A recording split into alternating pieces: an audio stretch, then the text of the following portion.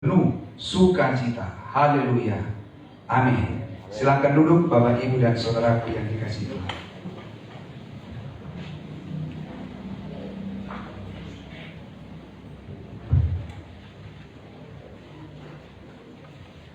Shalom. Sebelum saya membawakan firman Tuhan Bapak Ibu Saudara, saya ingin Bapak Ibu Saudara tetap duduk di kursi yang sudah Bapak Ibu tempati, tapi cukup menangkupkan tangan aja kepada kiri kanannya, mengucapkan selamat Natal. Silakan Bapak Ibu Saudara, selamat Natal. Tuhan Yesus memberkati kita. Haleluya, puji Tuhan. Bapak Ibu Saudara, saya tahu Bapak Ibu semuanya waktu mengatakan selamat Natal dengan menatupkan tangan, semuanya tersenyum, tapi sayang tidak kelihatan karena masker, ya. Tetapi walaupun tidak kelihatan, oleh karena ditutupi masker, kehangatan kasih di hati Bapak Ibu Saudara itu sungguh kita rasakan. Amin. Haleluya, puji Tuhan. Jadi baik itu dengan mengatupkan tangan atau dengan pakai masker, itu tidak menghalangi kasih persaudaraan kita di dalam Tuhan Yesus Kristus. Amin Bapak Ibu Saudara. Amin. Haleluya. Baik kita yang ada dalam ruangan ini maupun Bapak Ibu Saudara dan adik-adikku yang ada di halaman, puji Tuhan, biarlah sukacita damai Natal melimpah dalam kehidupan kita sekalian. Amin. Shalom. Haleluya, puji Tuhan. Sekalipun dalam suasana era new normal di tengah bangsa kita, oleh karena kita sedang menghadapi pandemi COVID-19, namun kita sangat bersyukur kalau kita masih bisa seperti saat ini berkumpul memuji menyembah Tuhan. Semua ini karena kasih anugerah Tuhan bagi kita semua. Tentu jangan lupa Bapak Ibu Saudara untuk selalu mengikuti protokol kesehatan. Amin. Karena bagi kita sangat penting iman kuat dan imun juga kuat. Dan saat ini iman kita akan dikuatkan oleh firman Tuhan yang kita akan dengarkan. Gereja Kemah Injil Indonesia nasional di seluruh Indonesia, bahkan juga ada di beberapa negara Gereja Kemah Injil Indonesia, bersama dengan semua saudara-saudara kita seiman di seluruh muka bumi, merayakan Natal, kelahiran Sang Juru Selamat. Dan khusus untuk Gereja Kemah Injil Indonesia mengambil tema Yesus datang membawa pemulihan bagi umatnya. Haleluya, puji Tuhan. Mari Bapak Ibu, kita akan baca firman Tuhan ini dan nanti akan ditampilkan di layar, yaitu Yeremia 30 ayat 17 sampai dengan 18. Saya rindu Bapak Ibu Saudara kita bersama-sama untuk membacanya. Yeremia pasal 30 ayat 17 sampai dengan 18. 1, 2, 3. Sebab aku akan mendatangkan kesembuhan bagimu, aku akan mengobati luka-lukamu. Demikianlah firman Tuhan. Sebab mereka telah menyebutkan engkau orang buangan, yakni sisa yang tiada seorang pun menanyakannya. Beginilah firman Tuhan. Sesungguhnya aku akan memulihkan keadaan kemah-kemah Yakub dan akan mengasihani tempat-tempat tinggalnya. Kota itu akan dibangun kembali di atas reruntuhannya, dan puri itu akan berdiri di tempatnya yang asli. Haleluya, puji Tuhan. Yesus datang membawa pemulihan bagi umatnya. Ada dari dua kitab yang kita akan pelajari saat ini Bapak Ibu Saudara. Dari Perjanjian Lama, kitab Yeremia, dan dari Perjanjian Baru nanti dari Injil Lukas. Saya akan banyak menyampaikan firman Tuhan dari Yeremia pasal 30 ini, dan demikian juga dari Injil Lukas pasal 1 nanti kita akan perhatikan di sana Bapak Ibu Saudara. Nah, kalau kita perhatikan tadi ayat-ayat itu, kita mau belajar dulu konteksnya, kenapa dikatakan oleh Yeremia sedemikian. Yeremia itu dia seorang nabi dan tinggal di Yerusalem. Dan kemudian dia menuliskan surat kepada orang-orang yang sedang berada di pembuangan oleh kerajaan Nebukadnezar, yaitu di Babel. Jadi pada waktu itu, baik itu ada imam-imam, ada tua-tua, dan ada nabi-nabi, dan juga umat Israel, mereka sedang ada di negeri pembuangan. Karena mereka ditawan oleh Nebukadnezar dan dibawa ke Babel. Jadi Bapak Ibu Saudara, kita bisa rasakan bagaimana kalau orang ada di tempat pembuangan. Itu suasananya tidak enak. Dan dalam keadaan itulah Yeremia mengirimkan surat ini kepada mereka di tempat pembuangan itu, di negeri di mana mereka dibuang. Sekarang kita mau lihat dulu Bapak Ibu Saudara, bagaimana keadaan mereka di negeri pembuangan di Babel itu. Yang pertama, keadaan mereka di negeri pembuangan itu ada jerit kegentaran. Dalam ayat yang kelima Bapak Ibu Saudara, ada jerit kegentaran, ada kedahsyatan peristiwa-peristiwa, dan tidak ada damai. Itulah keadaan yang sedang dialami oleh orang-orang Israel yang sedang ada di negeri pembuangan. Ayat yang kelima dari Yeremia pasal 30 dikatakan seperti ini. Sungguh beginilah firman Tuhan, telah kami dengar jerit kegentaran, kedahsyatan, dan tidak ada damai. Wah, ternyata keadaan mereka begitu menyedihkan, karena dikatakan ada jerit kegentaran, dan kemudian ada kedahsyatan peristiwa-peristiwa yang terjadi yang mereka alami, dan bahkan dikatakan tidak ada damai.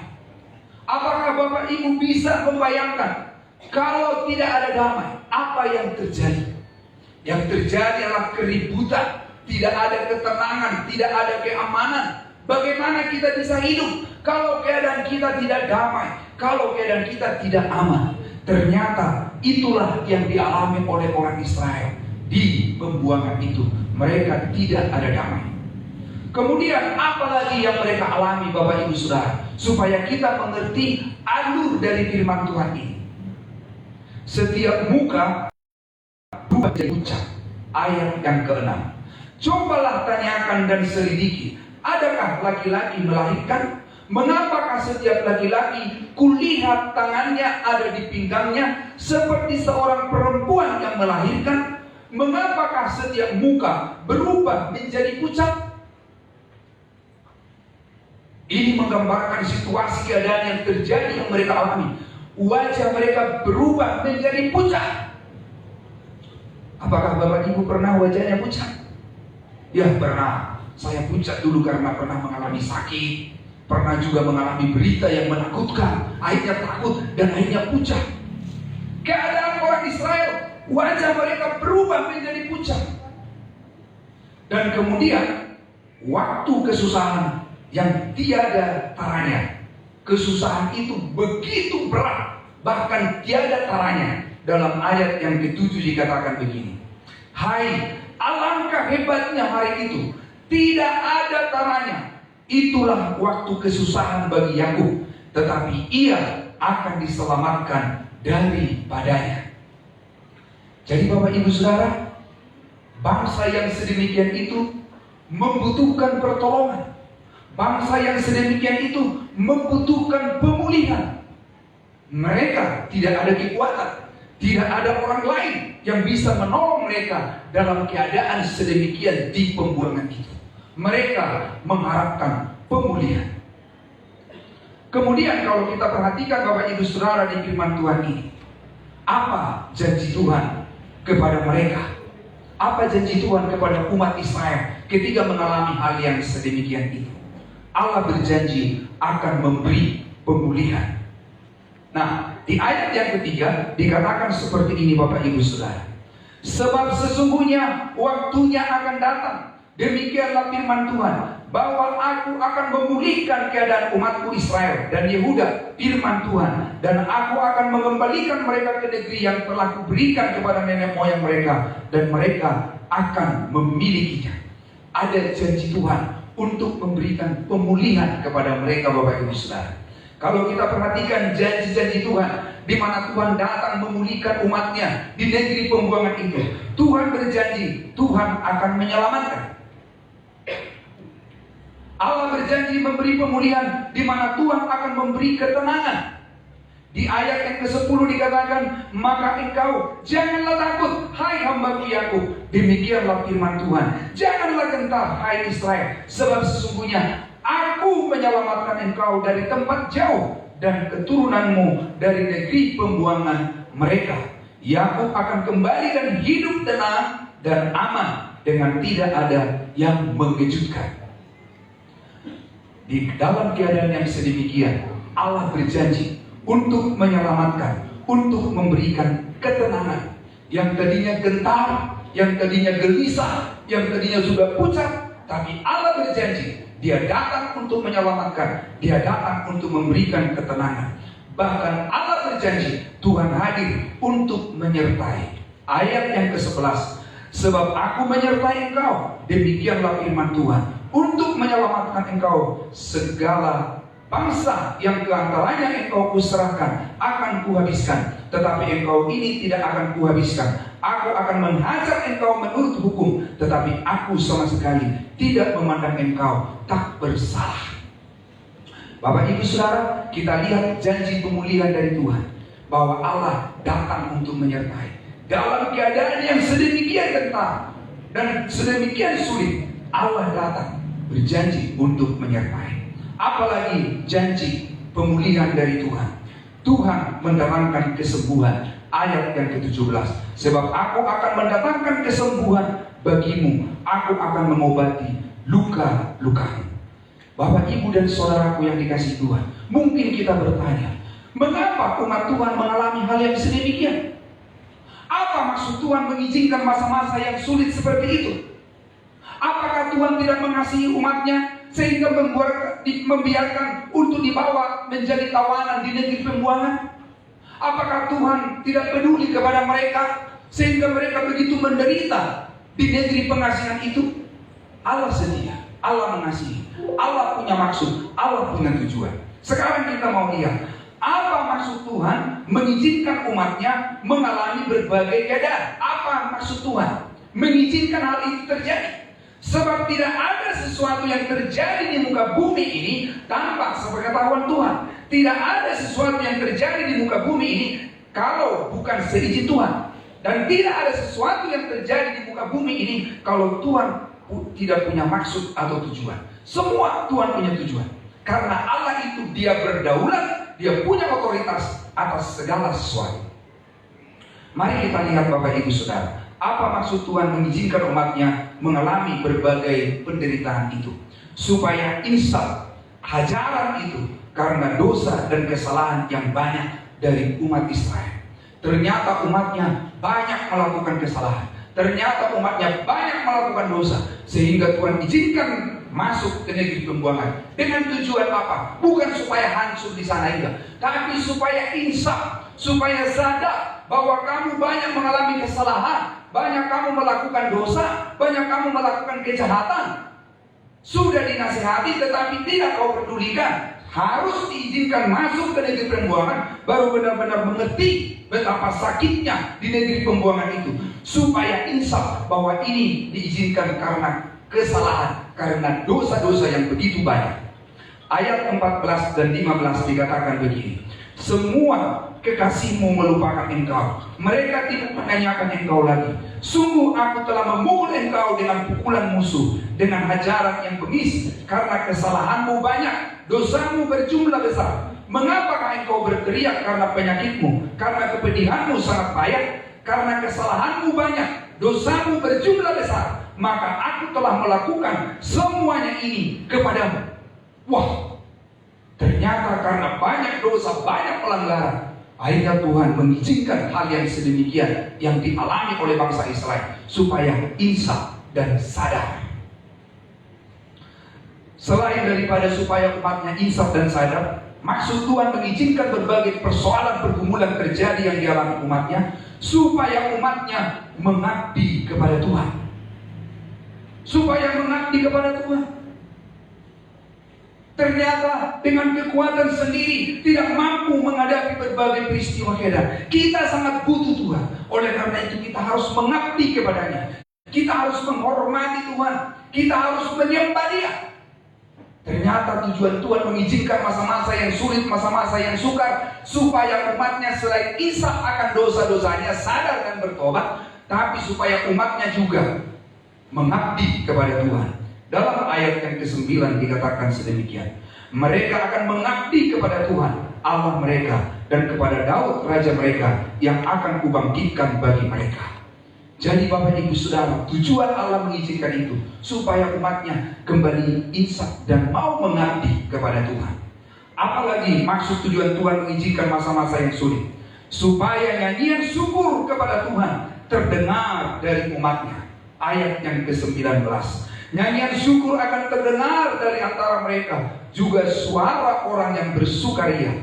Aku akan membuat mereka banyak, dan mereka tidak akan berkurang lagi. Aku akan membuat mereka dipermuliakan, dan mereka tidak akan dihina lagi. Waduh, luar biasa Bapak Ibu Saudara. Ternyata maksud Tuhan mengizinkan hal itu, supaya ketika kita insaf dosa kesalahan kita, dan ketika Bapak Ibu Saudara datang dan mengabdi kepada Tuhan, maka Bapak Ibu Saudara dari hati kita meluap nyanyian ucapan syukur kepada Tuhan, karena pertolongannya, karena kesetiaannya, oleh karena pemulihannya kepada kita. Ternyata bukan karena Tuhan benci kepada kita, tapi karena Dia mengasihi kita, diizinkan mengalami masa-masa yang sulit, masa-masa yang sukar. Bukankah sekarang juga Bapak Ibu Saudara kita mengalami berbagai peristiwa-peristiwa yang dahsyat, yang menakutkan, yang mengejutkan, yang tidak pernah terbayangkan dalam hati dan pikiran kita? Apa yang sedang terjadi melanda dunia ini? Mungkin saja seperti apa yang dikatakan firman Tuhan. Tuhan telah melihat manusia di dunia setelah banyak melakukan dosa, kesalahan, pelanggaran, dan bahkan sudah lupa untuk mengabdi dan menghormati Tuhan. Mungkin Tuhan sudah melihat bahwa manusia di dunia ini sudah mengandalkan kekuatannya, jatuh dalam kesombongan dan tinggi hati, dan kemudian Tuhan izinkan terjadi virus corona yang tidak memandang dari negara manapun, semuanya kena. Apakah ini ada dalam pengetahuan Tuhan? Ada. Apakah ini adalah seizin Tuhan? Iya. Banyak Bapak Ibu Saudara mengalami peristiwa yang begitu mengerikan. Kita belum pernah mengalami sedemikian pandemi COVID-19. Kalaupun ada dulu-dulu paling ada di belahan dunia sana. Tidak ada langsung keseluruhan. Tapi kalau kita lihat seperti pandemi COVID-19, Tuhan izinkan melanda dunia. Kalau kita kembali lihat firman Tuhan ini, mungkin saja umat manusia sudah banyak melakukan dosa. Mungkin saja umat manusia tidak lagi sungguh-sungguh menyerahkan hati hidupnya untuk mengabdi kepada Tuhan. Mungkin manusia sudah mengandalkan kekuatannya, tapi ternyata hanya virus corona aja itu begitu berat untuk dihadapi umat manusia. Tapi kalau kita lihat dari firman Tuhan ini, oke, kita belajar dari sini supaya kita insaf. Tuhan izinkan terjadi hal yang kita alami sekarang, supaya kita insaf dan sadar dari segala dosa kesalahan kita. Kita minta ampun kepada Tuhan. Ya Tuhan, memang saya kurang mengabdi. Kadang saya kurang memberikan hati, memberikan waktu, memberikan talenta, memberikan berkat apa yang Tuhan berikan kepada saya. Saya kurang untuk mempersembahkannya kepada Tuhan. Ampuni saya Tuhan, ampuni kami Tuhan. Kita mohon pengampunan dari Tuhan. Dan Tuhan berjanji Dia akan memulihkan kita. Natal adalah bukti di mana Allah begitu mengasihi kita. Kita semua adalah orang-orang yang terbuang oleh karena dosa. Kita telah terbuang dari hadirat Tuhan. Kita mengalami penderitaan, bahkan akan mengalami kebinasaan yang kekal. Tetapi bersyukur Allah kita Maha Kasih, Dia rela datang ke dunia ini jadi manusia, yaitu Yesus Kristus Tuhan. Dialah juru selamat yang mampu dan mau sanggup untuk menyelamatkan kita dari kebinasaan yang kekal. Dialah yang sanggup dan mampu dan mau untuk menolong kita memberikan kita pemulihan. Sehingga tema Natal, Yesus datang membawa pemulihan bagi umatnya. Ini bisa nyata di dalam kitab Perjanjian Baru, dalam nyanyian puji-pujian Zakaria, dalam Injil Lukas pasal 1 ayat 67 sampai dengan 79. Nyanyian pujian Zakaria.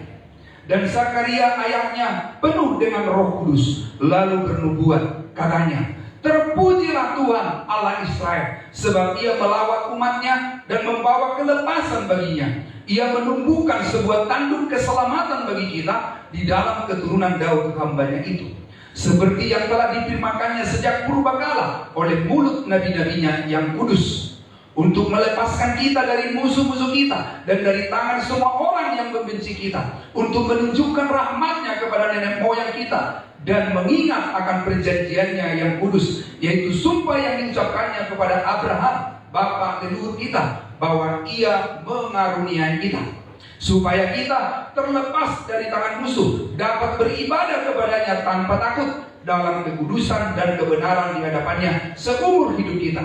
Dan engkau, hai anakku, akan disebut Nabi Allah yang Maha Tinggi, karena engkau akan berjalan mendahului Tuhan untuk mempersiapkan jalan baginya, untuk memberikan kepada umatnya pengertian akan keselamatan yang berdasarkan pengampunan dosa-dosa mereka, oleh rahmat dan belas kasihan dari Allah kita, dengan mana Ia akan melawat kita surya pagi dari tempat yang tinggi, untuk menyinari mereka yang diam dalam kegelapan dan dalam naungan maut, untuk mengarahkan kaki kita kepada jalan damai sejahtera. Zakaria dipenuhi dengan Roh Kudus sehingga dia menyanyikan pujian bagi Tuhan. Dan inti daripada nyanyian pujian ini, Bapak Ibu Saudara, di mana Yesus yang akan lahir ketika dia menyanyikan nyanyian pujian ini, dan dia memiliki anak Yohanes Pembaptis, maka Zakaria dipenuhi oleh Roh Allah. Dan kemudian apa yang dikatakan di dalam ayat-ayat yang sudah baca tadi, Bapak Ibu Saudara? Yesus Juru Selamat memberi pemulihan bagi umatnya, menyelamatkan, membawa kelepasan bagi umatnya, menyinari yang diam dalam kegelapan, dan menyinari yang diam dalam naungan maut, dan memberi damai sejahtera. Haleluya, puji Tuhan. Hampir sudah 1 tahun kita mengalami pandemi COVID-19. Seolah-olah kita berada dalam kegelapan, bahkan kita berada dalam bayang-bayang maut. Dan kemudian damai sejahtera, ketenangan kita pun terusik, dipenuhi dengan kecemasan, kekhawatiran, bahkan ketakutan. Karena kita telah melihat di televisi berita-berita tentang bagaimana COVID-19, bagaimana upaya-upaya dari pemerintah kita untuk bersinergi semuanya, semua lapisan masyarakat, bersama-sama menangani bagaimana supaya pandemi COVID-19 ini jangan sampai menyebar luas. Sehingga sekali kita berdoa, Bapak Ibu Saudara, maka kita juga diberikan protokol kesehatan untuk kita ikuti. Kalau kita lihat dari apa yang saya bacakan dari firman Tuhan, bukankah kita dalam keadaan sekarang ini, akhir-akhir ini, seperti dalam kegelapan dan berada dalam bayang-bayang maut? Karena kalau kita dengar ada OTG dan apa semua tanpa gejala, tapi tiba-tiba sedemikian apa semua, ini virus begitu kecil, tak bisa kelihatan apa semua, ada di mana dan orang tidak tahu, diliputi dengan ketakutan, kecemasan. Itu wajar sebagai manusia, Bapak Ibu Saudara. Siapa yang tidak cemas? Siapa yang tidak khawatir? Siapa yang tidak gelisah dengan melihat kejadian dan mendengarkan berita-berita yang sedemikian? Tetapi Yesus datang untuk membawa pemulihan bagi umatnya. Di tengah-tengah keadaan yang sedemikian ini, Bapak Ibu Saudara, tidak ada tempat lain untuk kita berharap selain kepada Yesus Kristus Tuhan yang datang menyelamatkan kita, membawa kita untuk kita diberi kelepasan. Dan dialah yang menyinari setiap perjalanan hidup kita. Dalam perjalanan hidup kita selama di dunia ini, berbagai macam situasi keadaan yang terjadi, Bapak Ibu Saudara. Tapi jangan putus asa, Ada Tuhan yang berjanji, aku datang untuk menolong, menyertai, menghibur, memberikan kekuatan kepada kita. Bahkan kita yang seolah-olah berada dalam bayang-bayang maut, Yesus datang menyinari kita. Yang tadinya kita diliputi kecemasan, ketakutan, tapi sekarang kita dipenuhi oleh damai sejahtera, ketenangan, keamanan yang datangnya dari Tuhan. Jadi Bapak Ibu Saudara, ingat baik-baik, imani dan hayati baik-baik, bahwa bagaimanapun keadaan yang kita alami, seburuk apapun kondisi yang kita alami, bukan hanya sekarang saja, tapi di hari-hari yang akan datang, ingatlah firman Tuhan ini, bahwa Allah berjanji, Yesus berjanji, aku menyertai kamu sampai kesudahan alam. Amin Bapak Ibu Saudara. Adakah Tuhan menyertai Bapak Ibu Saudara di tengah-tengah situasi yang sangat sulit seperti sekarang ini? Amin. Ada. Tuhan bukan hanya menyertai kita ketika semua aman-aman saja, tapi dalam segala keadaan apapun kondisi yang kita alami, Allah kita setia. Itulah sebabnya dikatakan dalam tema ini, Yesus datang membawa pemulihan bagi umatnya. Haleluya, puji Tuhan. Bagaimana dengan Bapak Ibu dan saudaraku yang dikasihi oleh Tuhan? Apakah kita sudah mengerti bahwa ternyata apa yang terjadi sepengetahuan Tuhan dan Tuhan izinkan? Apakah Bapak Ibu Saudara sudah memahami seturut firman Tuhan? Apa maksud Tuhan mengizinkan hal itu semua? Supaya kita insaf sadar dari segala dosa, kesalahan, pelanggaran kita, dan kita mau bertobat. Tuhan mengizinkan tentang persoalan ini terjadi supaya kita tetap mengabdi kepada Tuhan, mengandalkan Dia, berserah kepadanya. Tuhan mengizinkan hal ini terjadi Bapak Ibu Saudara, supaya nyanyian pujian melimpah dari hidup kita kepada Tuhan, karena ternyata ada Tuhan yang setia menolong kita sekalian.